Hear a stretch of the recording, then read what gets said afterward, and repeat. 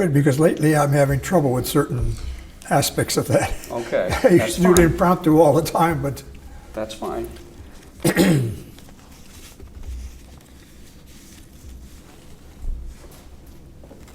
Oh, that looks nice.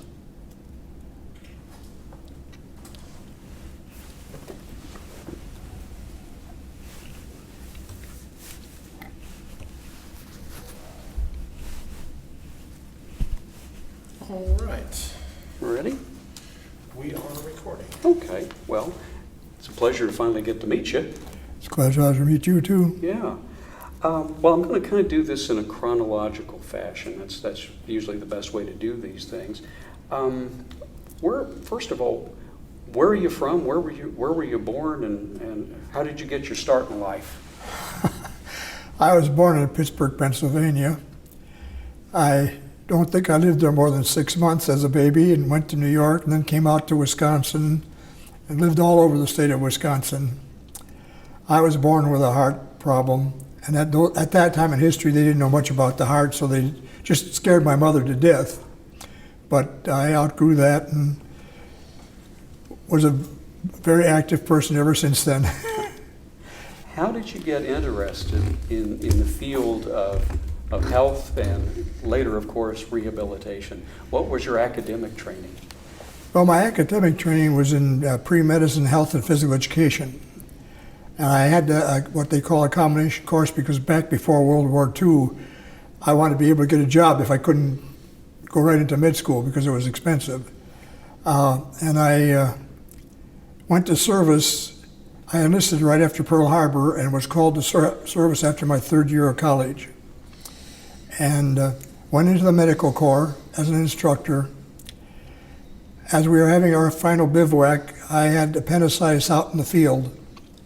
And that, according to the Army in those days, kept you in the hospital for 2 weeks and unlimited service for 90 days. So I couldn't go to officers candidate school, so they sent me back to my medical post, and I became cadre again. Then they tried to send me to a medical school, and our service command had no quota for medicine, so I ended up going to Texas A&M, a branch of Texas A&M, Taunton College, in engineering. While I was there, I coached football, I coached track, I did several things because I was repeating my previous schooling. And about the equivalent of the third semester I was there, all of the ASTP courses were closed down and the 90% of us were sent to the infantry. So then I went to the infantry. When I went to the infantry, the captain called me in one day and he said, "You're going to be my personal runner," because I had just won the 100, the 220, the high jump, and the broad jump in the division track meet. And so I was a PFC all through the war. After the war, I was transferred to the 1st Division, 16th Infantry, and I was made the assistant A&R officer, where I had charge of various activities and coaching and had people with captains and majors working under me. I was still a PFC. How, at that point, how did, World War II is for many different professions and careers, it's kind of the launching point for a lot of different fields of endeavor.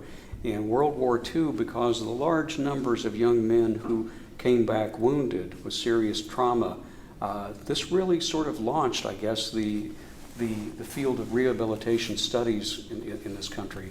Am I on the right track here? Well, I don't know if that really launched the rehabilitation studies. I think they came much later.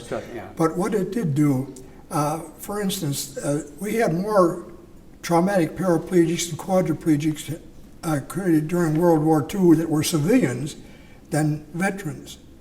But nobody knew where they were because they were farmed from the hospital into a nursing home somewhere, or maybe kept at home if they had the means to do that. With the veterans, we had an agency in which they were all registered, so it was the vehicle through which we could start this program. And it was a very important thing to be able to know where they were and reach them. But from the very first year, we had non-veterans, both men and women, in our program. but it was the veterans that gave us the means of developing the program. I should probably re-ask that a little bit along the lines of, at the time when you started in this field, what was the situation for people who lived with disabilities? As I remember reading somewhere where very few of those folks ever made it to college because they weren't sent to school, they were homeschooled. That's true. In fact, we had people coming to us as incoming freshmen that were 49 and 53 years old. One of them, I remember, was in bed for 21 years in the heart of the hospital center in Chicago. He came down here for functional training, which we had before the regular semester started. And he went home and he called me up after he got home. He said, if I could learn that in 2 weeks, what could I learn if I went to college? I said, Jack, you won't be the bum that you are today. He came to college and graduated in 3.5 years with almost a straight A average. He came to my office in his senior year and he said, who's going to hire me at my age? I said, Jack, if you walk into the office thinking that way, it's going to be conveyed to your employing officer. You go in there and tell him you went to one of the toughest universities in the United States and you're a straight A student and you did this, that, and the other thing. So he did. 2 things happened. His first big project had to do with facial cream. And in the publication, they misspelled faces and made it feces. And he was very embarrassed. He sent me a copy of that. And he said, Tim, you think I'll still last? But 6 months later, they made him a vice president of Barsh Medical Advertising Firm in Chicago. We have a lot of dramatic stories like that among our students. The truth is that the veterans were able to identify their experience after disability with experience they had prior to disability.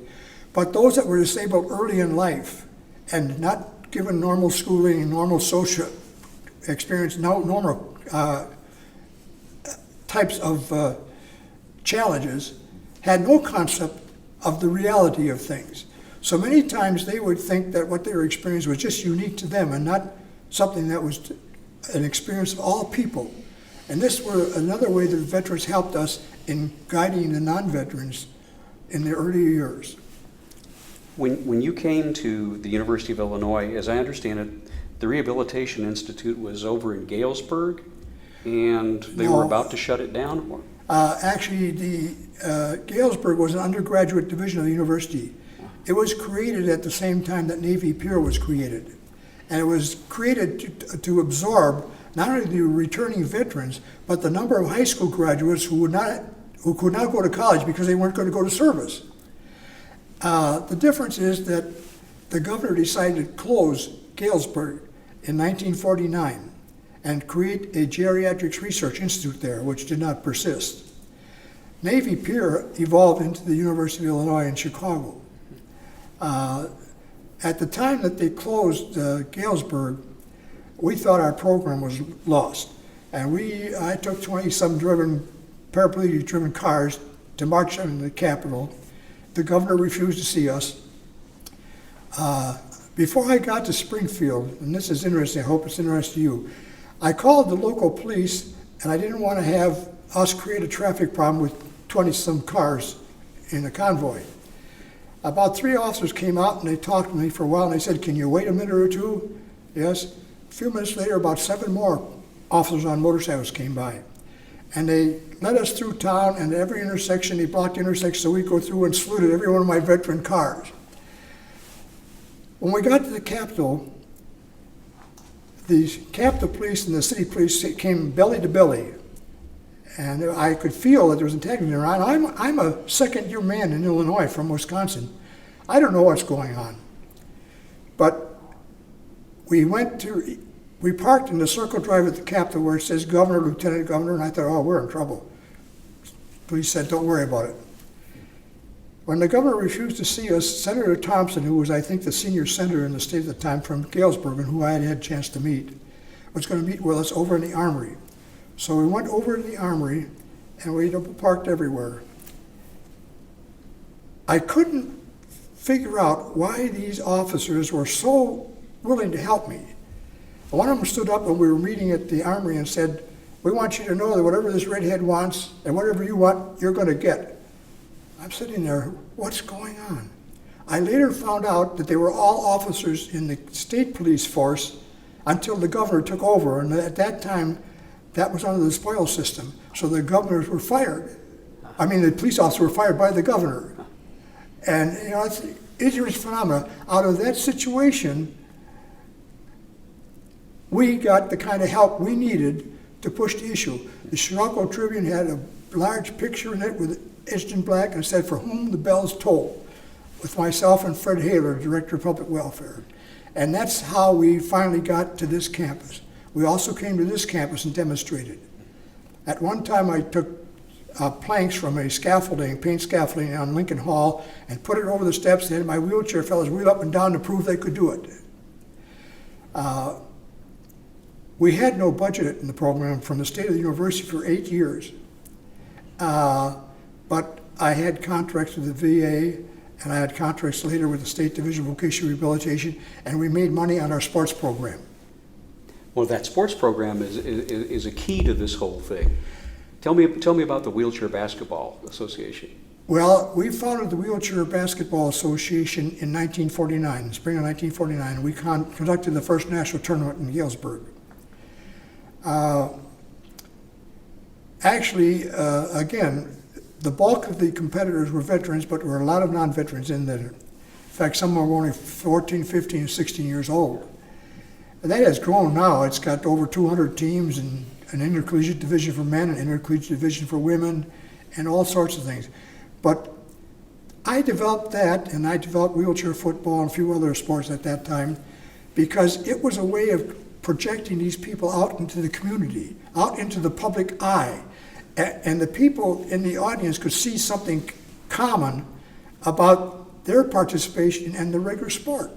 They could see them emoting, they could see them arguing with the referee, getting mad, you know, and that said, hey, these are real people. So I credit our sports program with breaking down many of the barriers that we faced back at that time.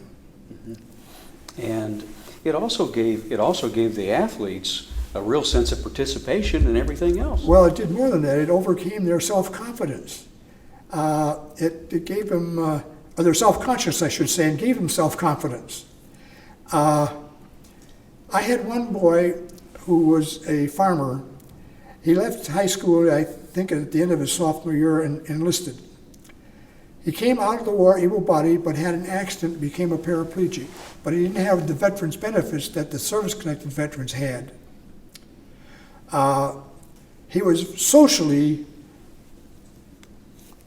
resistant.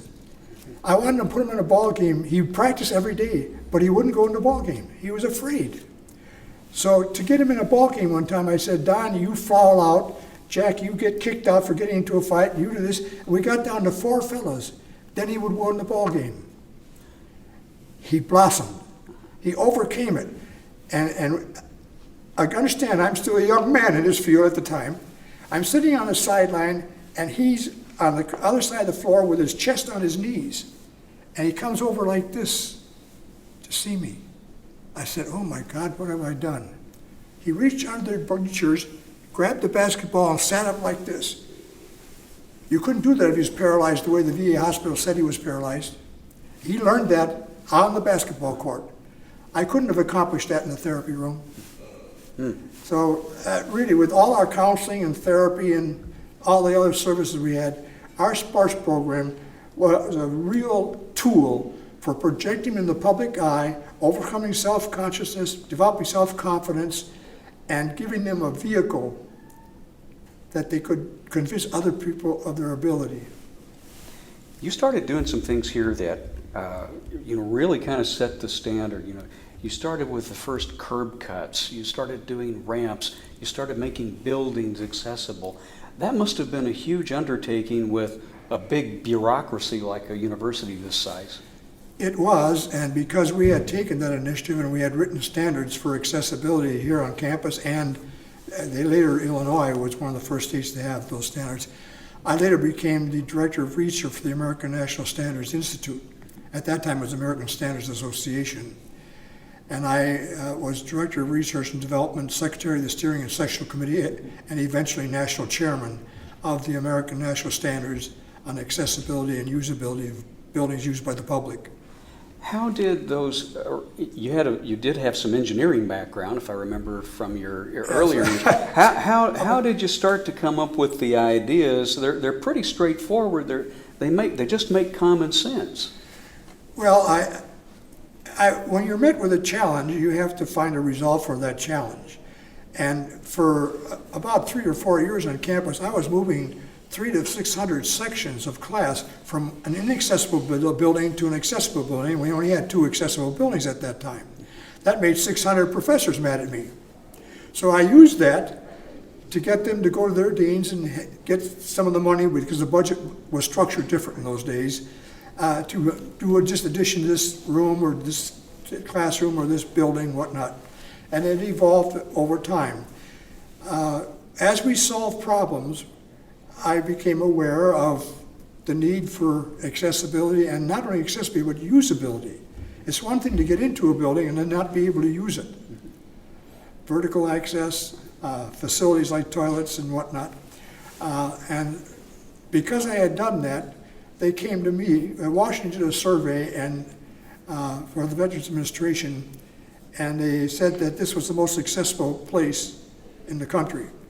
As a result of that, the American Standards Association came to me and asked me to be a part of it.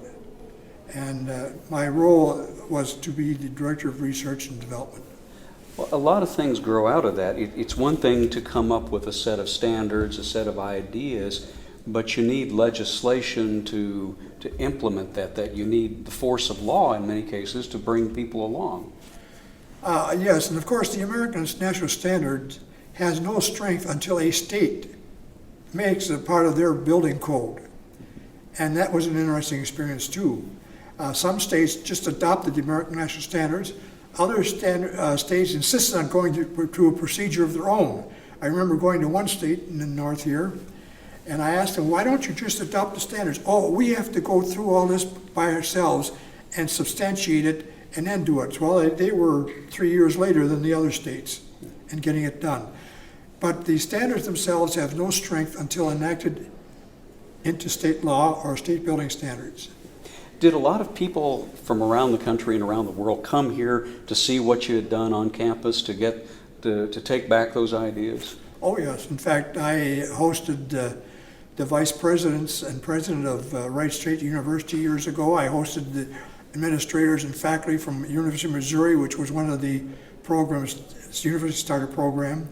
I lectured at SIU, and I had them, Guy and others, come up here, and they started a program. It's not persisted in the same way. We had a lot of visitors from all over the world actually come to see what we had done and how we had done it. And of course that's very gratifying, and that was happening before the university recognized what we had done. I read also that you started your own bus service here with wheelchair lifts, and how did Our that? bus service started in 1952. The veterans that were service connected, as a part of their benefits, received an allowance toward a car. And most of them at that time had Oldsmobiles, because Oldsmobiles had hydromatic shifting. And what I used to do, I'd prepare a paper, and I would say, driver, passenger. And I would say, 8 o'clock, driver Smith, pickup Jones, from to. And I would print that out every day, because we were moving classes every day the first 3 or 4 weeks, and put it on their bed. And when they woke up, they knew that this guy was supposed to take this fella to that class. And it worked well, until I had a very unique experience. One of my wheelchair fellows without a car was borrowing the car from the fellow that had the car. And they were dating the same girl. And that stopped that in a hurry. Well, about that time, I said, I've got to find a better way to do this. So I started looking into developing buses.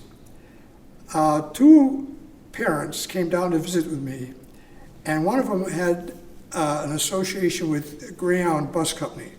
Orville Swan Caesar, the founder and still president of Greyhound. So they asked me to go up with them and see him. He offered me as many buses as I wanted. Well, I was afraid I was thinking to myself, oh, I could get a bus for every team in the United States. I said, no, I better stick to 2. I came back to campus, wrote out all the evidence we had. Don Swift, one of my wheelchair students, and I went and visited the buses and whatnot. Presented it through channels, and it went nowhere. Absolutely nowhere. So I went over to my dean at the time, and I said, what's happening here? He said, well, you can't give the university buses. I said, I don't want to give the university buses. I want the president to know that Greyhound wants to give us buses. Jim McManus and Hugh Calkins came down, met with me, went over and talked to the dean, came back and said, how can you live with this? I said, I have no choice. So we established a parents' organization for disabled students. 2 members printed a letterhead. They sent a letter direct to the president, which I could not do at that time. I had to go through channels. And President Maury accepted it in 24 hours and commended me for it. But by that time, all the buses that Greyhound had been given to other groups and sold out of the country. Jim McManus and Hugh Calkins, and Jim McManus was an attorney, secretary of the Skill Corporation. They went to see Mr. Caesar, and Mr. Caesar said this, Tim Nugent is either a damn fool or a damn liar if he thinks I'm going to pay insurance on $500,000 buses while he makes up his mind. And it took them hours to explain that I was not at fault. So he finally said, I'll get buses to him if I have to go out of the country. He went down to Mexico. The buses came back. Some of them didn't have glass in certain windows. They were in dilapidated shape. Carmine Bliss, who did all the engineering on my buses for years after that, called me up at 1 in the morning and said, Tim, can you be here by 7? I said, yes. Please be here. He showed me the bus. He said, Tim, what are we going to do? He and Jim McManus and Hugh Calkins and I met for hours at Gene and Georgietta's restaurant, all day long. I finally convinced them that we cannot embarrass the university by free-funding these buses. We can't insult Orville Swan Caesar. It wasn't his fault. So Carmen says, Tim, I'll refurbish those buses. If you can just raise the money for the material. So he did. He put the first lifts in buses that you could wheel in the front door and walk in the front door. And that was the second generation that he did. I had to pay him for some of the outside funds I had raised for that amount. It was $11,000.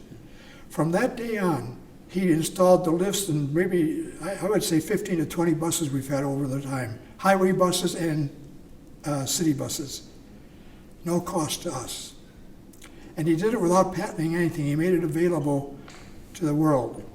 The VA came and wanted buses like that. And they came to me and then to Carmine Blitz, and he made 6 for them. He was it's just one of those people that came to my rescue, my help, at a critical time in my career and stayed with me for years until he died. That's a terrific story. Yeah. I think it's a story that people should know. Yeah. How did the curriculum start to develop around here? You were doing things that worked. You were doing serious studies. There was research being done. How did this all start to evolve into what we have today here? Well, I don't know if I can really pinpoint that. It's something that takes place gradually over years. I would have master's and doctoral students assigned to me for research, and I would give them a subject that was one of the things I was looking into. And many of the things that grew out of their research ended up as a part of the standards also. For instance, Chuck Elmer, who was my chief of therapies for many years, even after I retired, was doing his master's degree with us. And I asked him to do research on ramps. We had been doing ramps for years, but now we were getting to the point that we had to prove that what we were doing was right. Dr. Florio in safety education at the U of I here, and Chuck got together, they got funds. We built a ramp that was adjustable 64 lengths, pitches, and combinations of length and pitch. And we ran students of all different disabilities up and down that. And we could change it to this, or continuum. And that was published. But we found that our students who had been taking physical therapy and had been trained were able to do more than the average person was. So we had to lessen our requirements. But that was written into the American National Standard. That's just one example. Wow. How did the we talked a little bit about how standards were developed over the years, and of course there were different pieces of legislation, the Rehabilitation Act of '73, Fair Housing Amendments, and then culminating with the Americans with Disability Act. How did you play a role in pushing those through? I know that Paul Simon was big in the area as well. He got behind that. Well, sometimes I think I get more credit than I should, but I lectured all over the United States and even in foreign countries about American standards. I lectured to the British Academy of Architecture, what I don't know the proper name right now, but I lectured all over the world and all over the United States on this. I met with various groups like the American Plumbing Association, the American Home Builders Association, and various groups like that, to help convince them that this is something that should be done. Architects and others in the building profession thought that by doing this, they would increase the cost of the buildings and they would consume a lot of extra space. So my mission was to show that we could do it in the space that was available. And of course, they've improved upon that over the years. The effort was one that involved getting all the groups like the American Academy of Cerebral Palsy, the American Academy of Orthopedic Surgeons. I lectured to all those groups about this and about other things as well. It's interesting that when we asked the AMA to join our committee, they refused. They didn't think they wanted to get involved in anything like this. So did other groups. But when it was done, they wanted to be a part of it. And it's just a phenomena of attitudes and behavior and how they evolve and what you have to do to cope with them. When that bill was passed, when the act was passed and signed, I believe it was by the first President Bush. Were you there at the ceremony for that? No, I was not there Okay. at the ceremony. I was asking about that because I actually have videotape of it because Paul Simon was there. I was just curious. But when you heard that this act had been signed, what was the feeling? What kind of sense of satisfaction did you have that all this work had finally paid off? Well, I had a great deal of satisfaction that it was being recognized and reinforced. But the truth of the matter is, most states had enacted that prior to that. And there was not a consistency among the states. Each had certain attitudes or interests that prevailed. The Federal Act brought it all together, and it was very important in that regard. There's I'm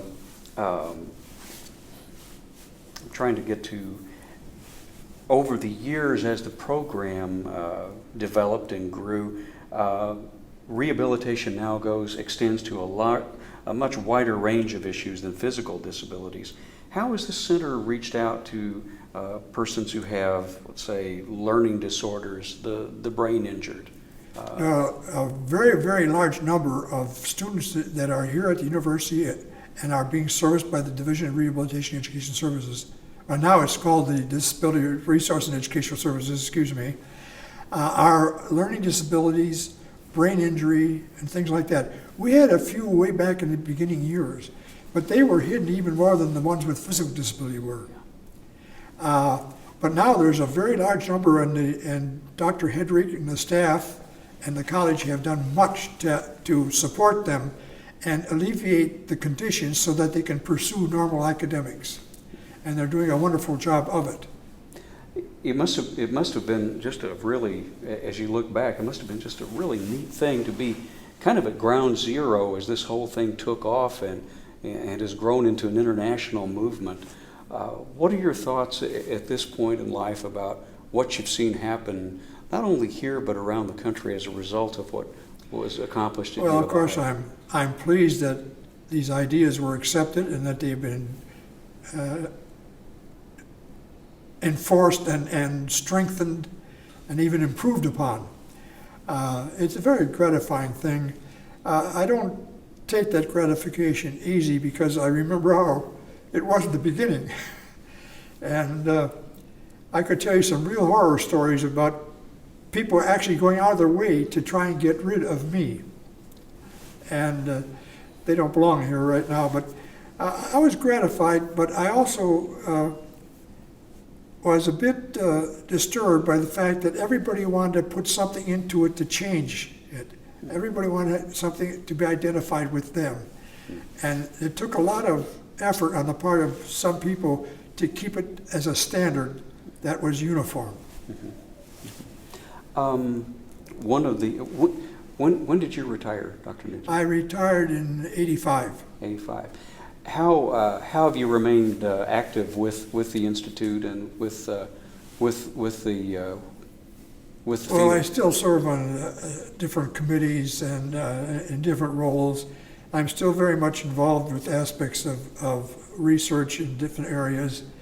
And I'm also involved with the sports program. I'm still on the Hall of Fame committee for the National Wheelchair Basketball Association. I haven't missed a national tournament in 63 years. And God willing, I won't miss any until I can't. It's part of my reason for being. And it gives me the motivation to try and stay as active as I can stay. No question about that. As you look back, what gives you the greatest personal satisfaction over what's been accomplished? This has really been a place and an ethic that's changed people's lives, one person at a time. Well, I'm happy that it's all been accepted. Let's put it that way. I'm happy for the growth that's taking place in those areas. I'm happy for the fact that so many people with severe or permanent disabilities are now able to go into the field of employment and get good jobs. We have a high percentage of our graduates that get jobs right out of school. And many of them earn many, many, many times more than I have earned. In fact, may I give you an example? Please. One of our wheelchair athletes who graduated, retired at the age of 50, has dedicated $1,400,000 to our program. Wow. I couldn't do that if I hacked everything I own, including my wife. And we have other of our wheelchair graduates that have contributed immeasurably to our program. And many of our graduates have helped our more recent graduates getting out in the world, into jobs and whatnot. So it's a chain reaction. And when I see that, I'm very happy. Well, it's a big network. Yeah, no question about that. As you look at new technologies and new advances, what do you think are the most exciting things out on the horizon for your field? I mean, we're seeing so many things with nanotechnology, and it's really exciting. I'm not as adept at the new technology as some of the younger people are. In fact, some of it frightens me. But the future is a bit confusing because as we rely more on some of these technologies, we're getting away from the involvement of the full body process. I don't know if that's a good explanation or not, but there are things in the future that concern me. I can't elaborate upon them as effectively as I would like to, but for instance, America was a leader for years. It isn't anymore. And I'm concerned for our government. I'm concerned for what things are happening in government. I'm concerned for what's happened in Illinois. These are disastrous things. And I think part of it is that we are beginning to rely so much on technology that we're forgetting the impact we have to have on the individual himself to teach integrity and honesty and the things that really matter. And this concerns me. Yeah. There was something I meant to ask about. I did not ask about it earlier. What do you think of the new Nugent Hall that they've built here? It's fabulous. When they had their dedication, my son and daughter-in-law and grandchildren were there. I couldn't get them out of the dining room. And when you see it, you'll see it's unlike any dining room in the world. There's no lines. There's this type of food here, this type of food here, this type of food here, this type of food here. No waiting. You get anything you want. It's absolutely beautiful. And the dormitory is beautiful. A person who's paralyzed from the neck down does not have to fool with a key slide or a door handle. He just waves the card in front of a light here, and the door opens. The attendants that help the people that are severely disabled in the very first year or two, we go from one level to the next level until they're independent in the whole system. They have tracks in the ceiling that they can lift the person out of bed and take them to the toilet room or the shower or wherever. All the beds and desks and tables are adjustable. It's beyond my wildest dreams. And the interesting thing is that the director of that facility is the wife of one of our former wheelchair athletes. The assistant director is the wife of one of our former wheelchair athletes, the latter being a professor in architecture, the other one being an independent enterprise. So there it's a carryover again of the beginning. Nothing succeeds like success, huh? I guess that's a true saying, yeah. Is there anything I've missed? I think I'm pretty much at the end of the questions for the Lincoln piece, but I did want to ask you, what was your reaction to getting the Lincoln Award? I was very surprised and, of course, very humbled. And it was something I never experienced.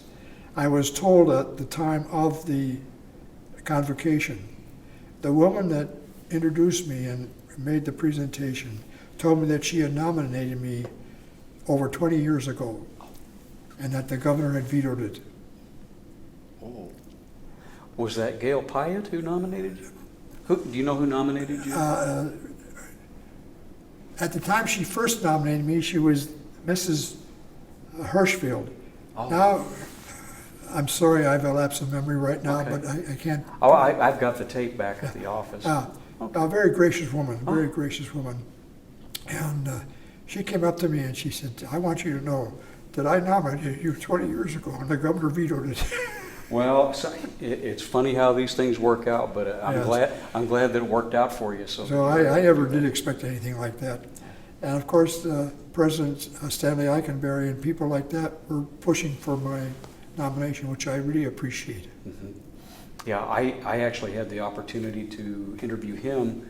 I guess it was 1999 when he won it, and it was a lot of fun. He was very important in a lot of the educational movements in the state and country. Oh, yes. I really enjoyed meeting him. He's an outstanding person and a very gracious person. Yeah, yeah.